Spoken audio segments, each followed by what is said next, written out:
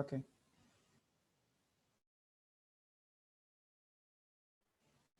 So if there are no questions, then we can look at health prevention.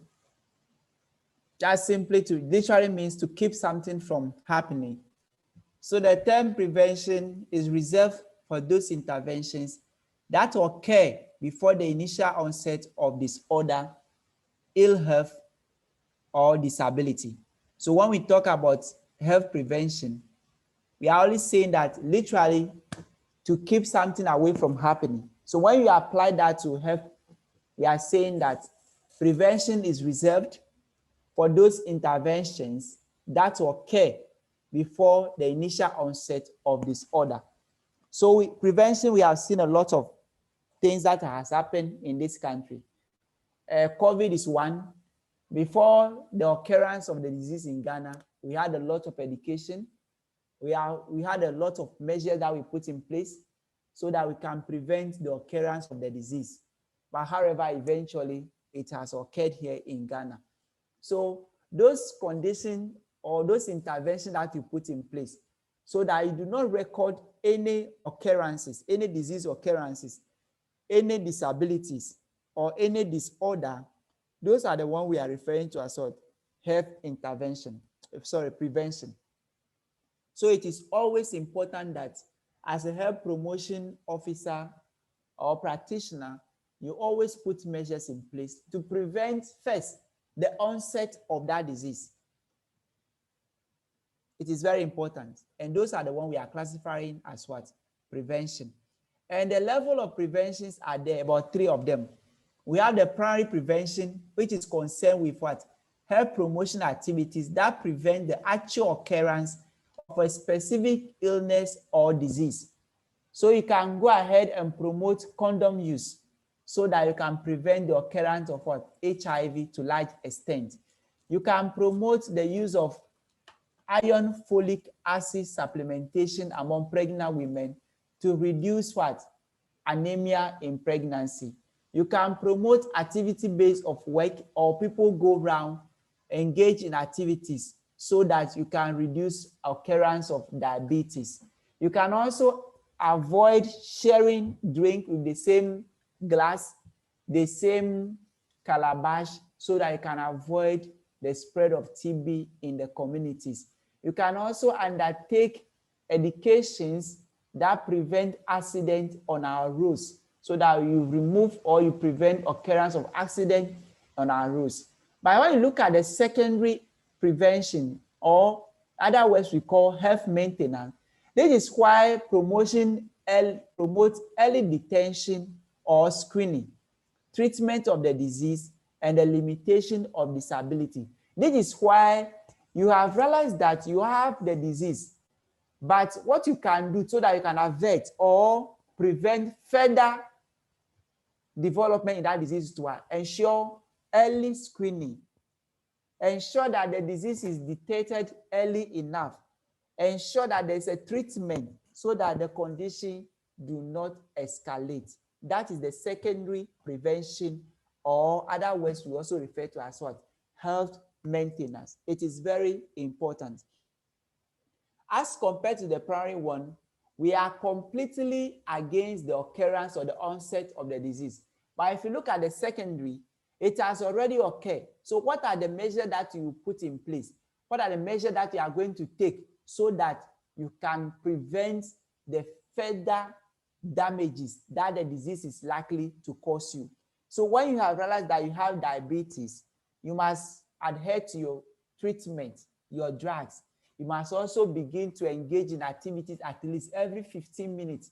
Sorry, every day you engage yourself in activity at least 30 to 45 minutes so that you can stretch your muscles, your veins, and all that. So it is very important that the secondary prevention, which has to do with early detection and all that, you have done them early. And we can engage, for example, has to do with prostate cancer.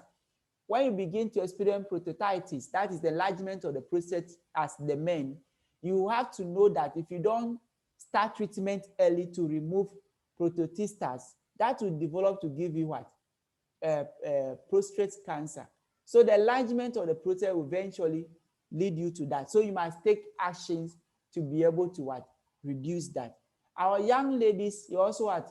Screening of cervical cancer. You have to go and engage your pap smear every 2 or 1 year thereafter, so that you know that you do not have any tumor growing around there to destroy your down there and eventually lead to death. We know how cervical cancer is killing a lot of people in this country or in our parts of the world. So you must engage in early screening. You can also talk about the breast cancer. Early detection is paramount. Breast cancer is not only women.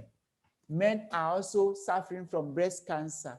So we must ensure that we seek early screening. From time to time, just go and check and ensure that there are no lumps in your breast, so that if it appears, the measure can put in place early enough so that you don't find yourself at that stage. It is very important. Then when you look at the tertiary prevention, this is directed towards recovery or rehabilitation of the patient with a disease or condition after the disease has been what? Developed. The type of the disease. So at this tertiary level, there are people who have the disease. Now you are talking about rehabilitation. Key example is mental health challenge. We have identified them, and now you have to help them to recover from those conditions. Maybe they have started smoking weed, we have not seen it, to prevent them. And one of the things that has also come out recently because of COVID is what? Mental health challenge. Because research, when you lock people down, they are likely to have those problems. So those things that are coming out, how do we come out with what? Cogent measures so that we can rehabilitate people or patients from the disease that they are suffering from, so that they can get back to the normalcy. So that is the third one we are talking about. That is tertiary prevention. So it is also important that you put measures in place. The person has diabetes already now. It's developed. How do we help the person to come back from that condition? People have HIV already, but how do you help them to manage their condition to live their normal life? People have TB. How do you help them to treat the TB, to adhere to the treatment of the TB, take their drugs morning, afternoon, evening, as and when it's necessary, so that they can go back and get to the normalcy? So this is the tertiary level that we are talking about, that people has already have the condition. How do you help them to come back to the normalcy? Hello, sir. Yes. Yeah, please. Some other literatures also have one of the preventions which actually comes before the primary prevention. Okay. Which it's called Primordial Prevention. Okay.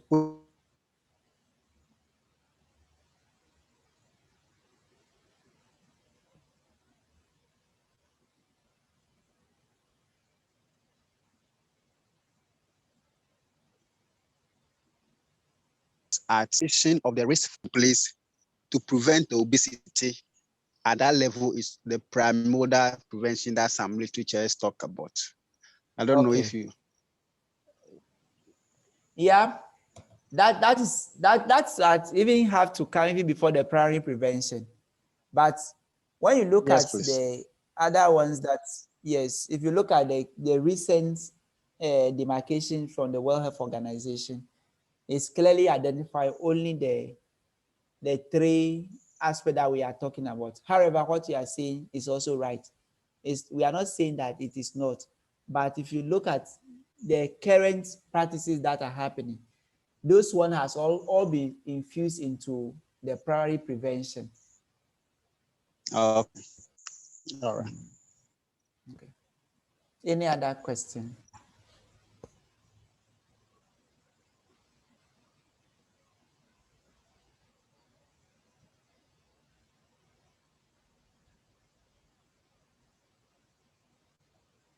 Any other? Or we can continue and finish. Very soon we'll close. It's about 7:37. So I'm sure next 10, 15 minutes we should be able to close.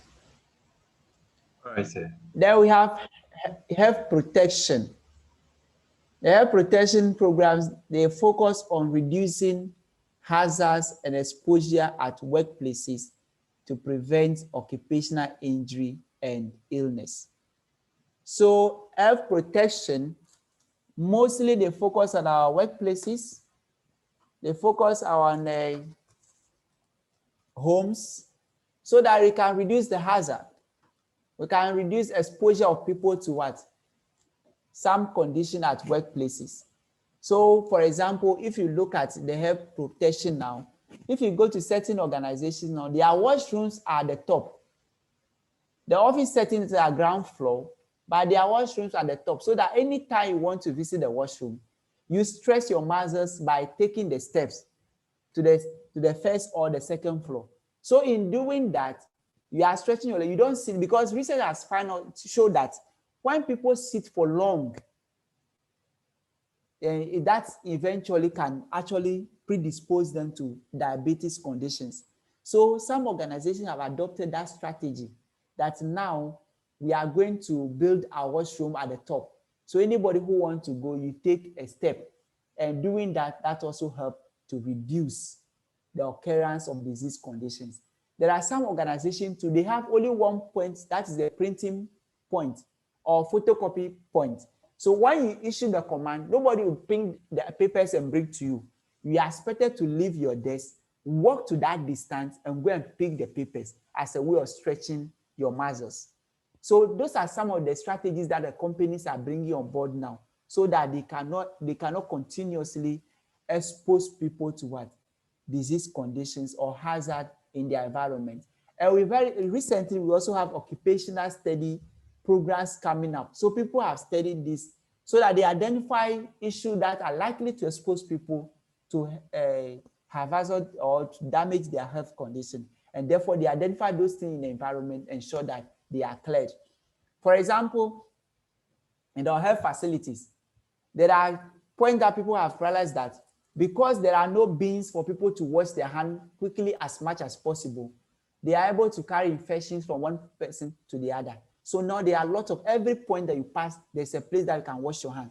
So that when it is there, people will be forced to wash their hands. But if it is not there, it means there's no way they will be able to wash their hands. So our hospitals are also coming up, even in absence of that, they have sanitizers almost everywhere, so that people will be able to sanitize their hands so that they don't carry one infection.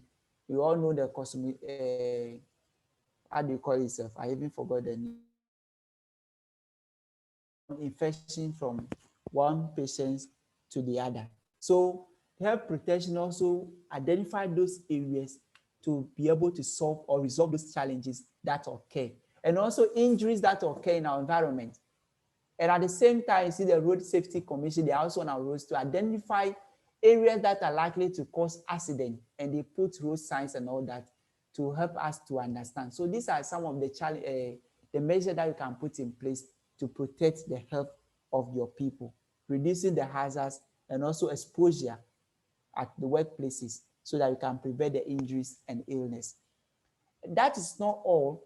When you also identify that your canteen, the kind of food that they sell at your canteen, is likely to expose people to have bad health conditions, you also intervene by changing the food at the canteen so that they can have a healthy food over there, and that will not actually expose them to some disease conditions in your work environment. You also look at your sanitation issues and all of that. At the hospitals, you must also separate the waste. You know our red, yellow, black, and green. We know which waste to go into this bin. You know which kind of waste to go to the black bins, which kind of waste to go to the yellow bin, which kind of waste to go to the red bin. So all of this you separate so that the medical waste do not find their way into the areas where our, how do you call it, our dumping, or areas where this will eventually be hazardous to the people in the same environment.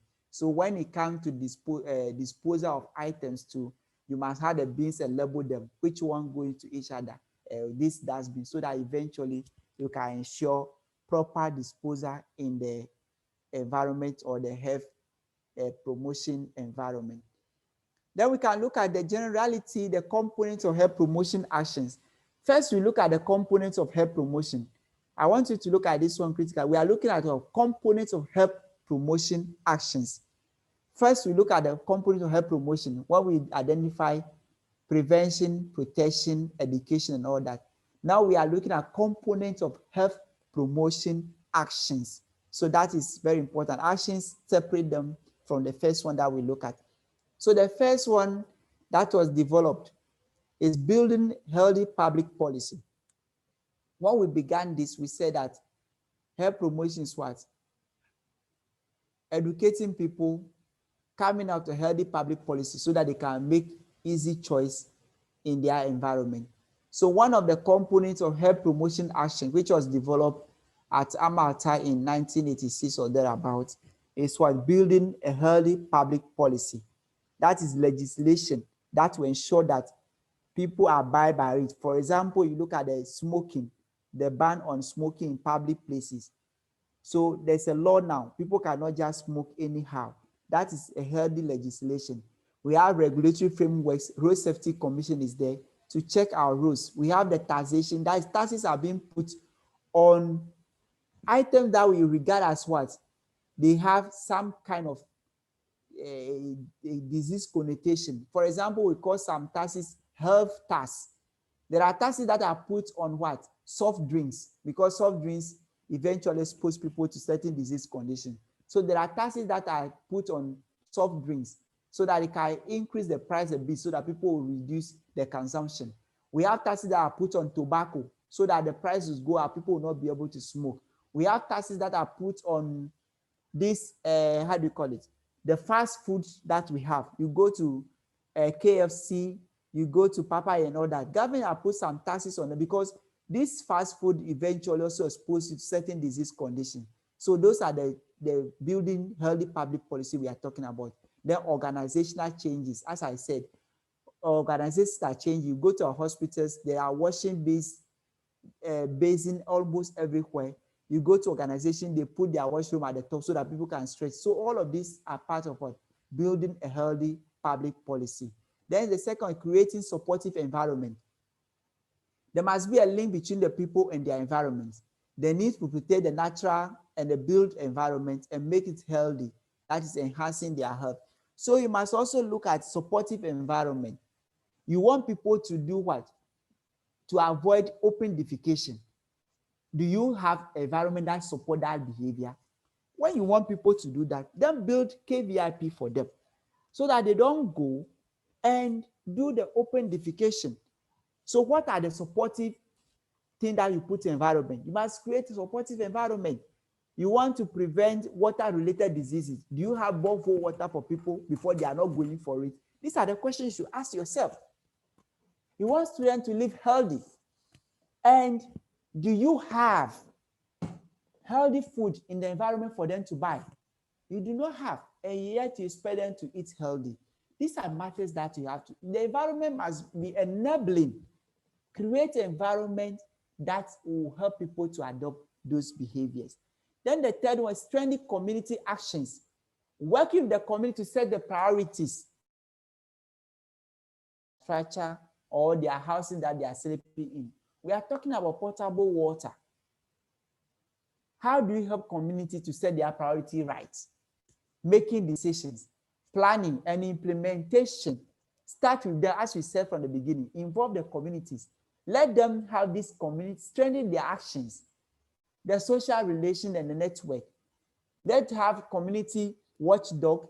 Let's have measures in place to support the elderly in the community, support motherhood practice, safe motherhood practices in the community, support adolescents, support young children under 5 to prevent some diseases that are likely to affect them. So the strengthening community actions, taking decisions, planning, clearing school for young people so that they will identify the good things and ensure that they control their lifestyle.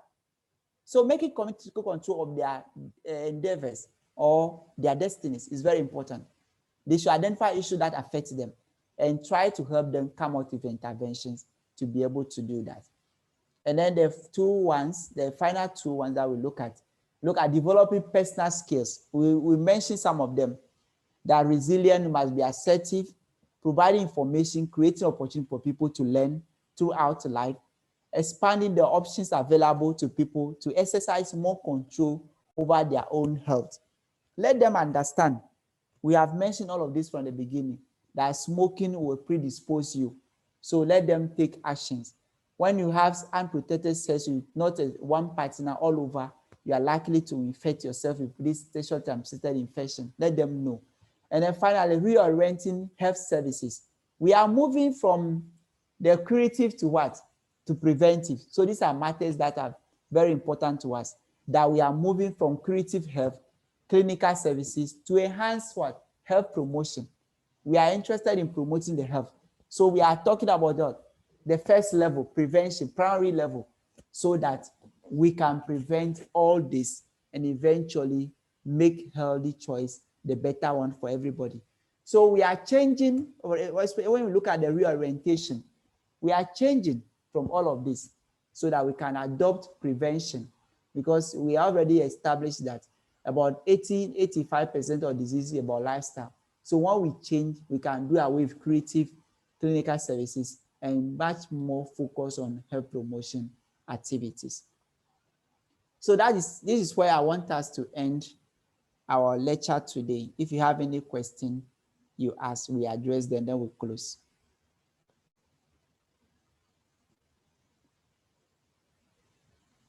Hello, are you with us?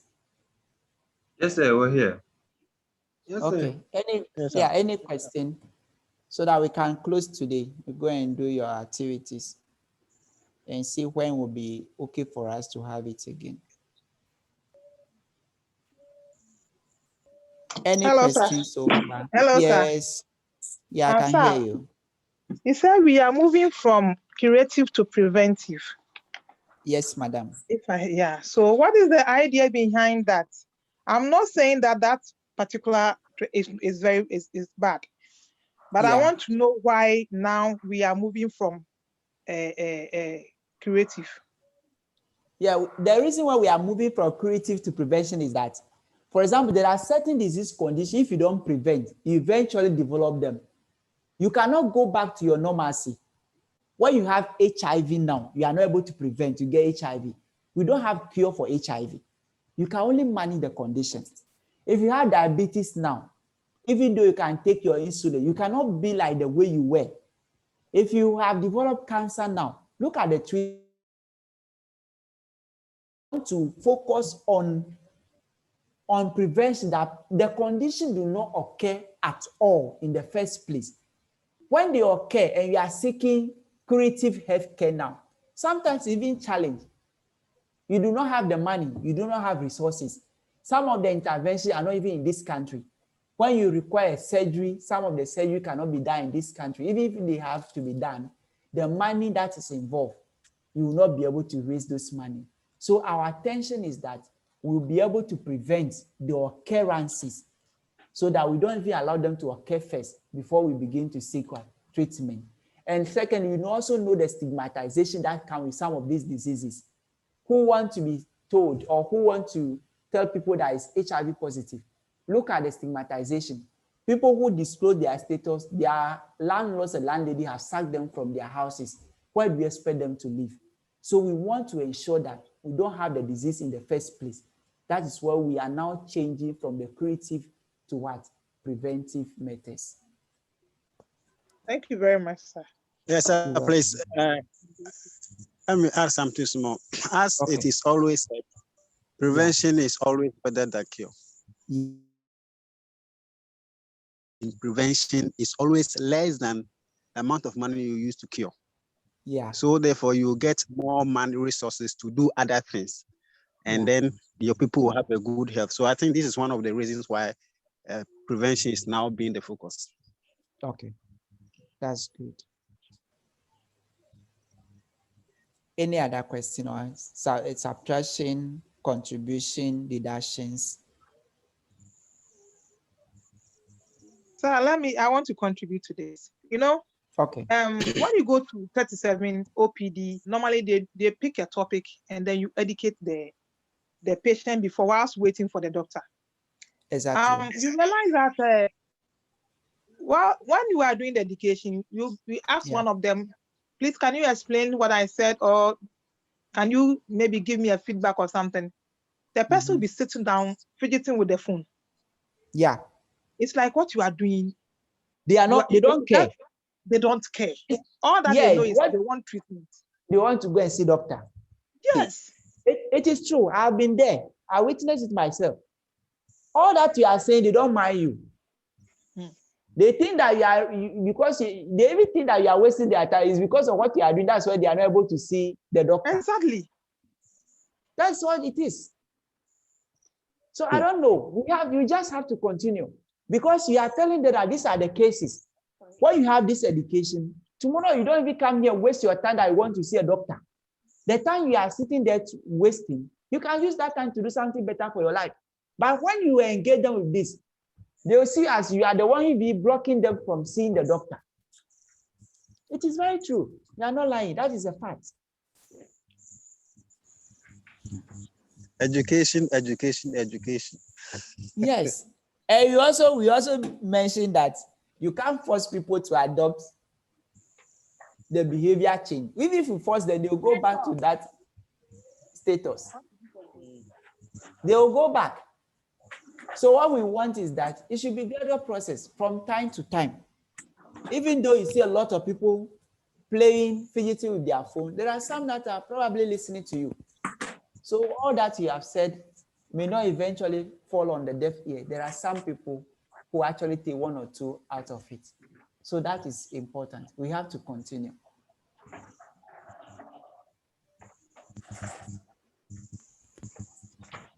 Yes, any other question or contribution?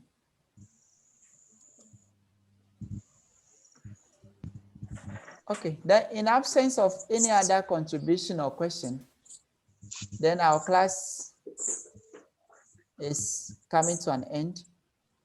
When do you think we can meet again? Tomorrow.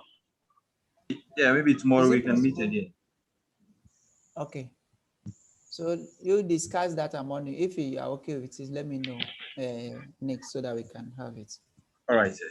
I'll do so. All right. Okay. Then good night.